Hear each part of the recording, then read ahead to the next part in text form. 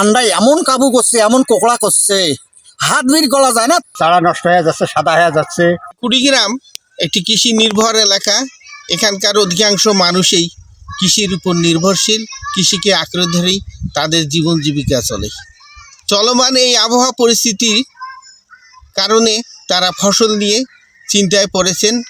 অন্যদিকে শ্রমজীবী মানুষেরা পড়েছেন বিপাকে।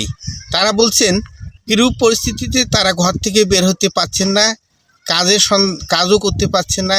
এমন পরিস্থিতিতে পরিবার পরিজন নিয়ে পড়েছেন বিপাকে। ঠান্ডায় এমন কাবু করছে, এমন কোকড়া করছে, হাত বের করা যায় না। হোক আকাশ টাকাশ ভালো হোক, তারপর যদি কাজ কামাই যাওয়া হয় তারপর হবে। এই এমন আকাশের অবস্থায় কাজ কামাই যাওয়া যাবার না। ওদের স্বপ্ন পূরণে পাশে থাকতে পেরে আমরা গর্বিত। পরিস্থিতি খুব খারাপ। 1 মাস বয়স হলেও সরিষের, কিন্তু দেখা যায় বাড়ন্ত নাই। আবহাওয়ার কারণে সূর্য তাপমাত্রা পাওয়া যাচ্ছে না। ঠান্ডায় শরীর ডাবে গেছে। তো আমরা মোটামুটিভাবে স্প্রে চিকিৎসা করতেছি, কিন্তু কোনো কাজে আসতেছে না। এখন বিভিন্ন প্রকার মনে করেন যে স্প্রের মাধ্যমেও সেটা সমঝোতা আসতেছে। হয়তোবা যদি আবহাওয়ার পরিবর্তন না হয়, তা আমরা যেভাবে সরিষার পাওয়ার কথা, হয়তোবা সেখান থেকে আমরা বঞ্চিত হব। আর বিছান পাচ্ছি মাঠত, মানে জমিতে বিছান পাচ্ছি। এখন ঠান্ডার কারণে এখন বিছান হয়ে যাবে সাদা।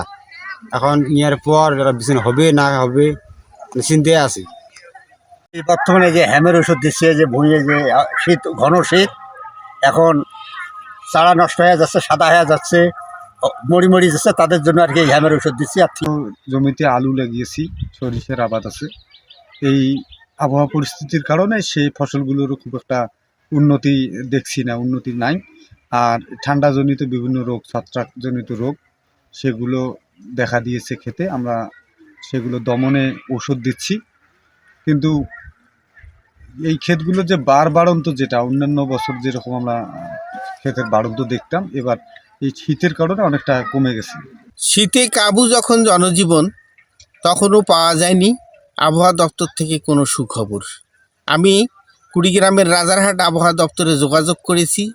সেখানকার কর্মকর্তা জানিয়েছেন আজকের সর্বনিম্ন তাপমাত্রা 13.2 ডিগ্রি সেলসিয়াস, এবং তিনি আরও জানিয়েছেন সহসায় এই আবহাওয়ার কোনো পরিবর্তন ঘটছে না।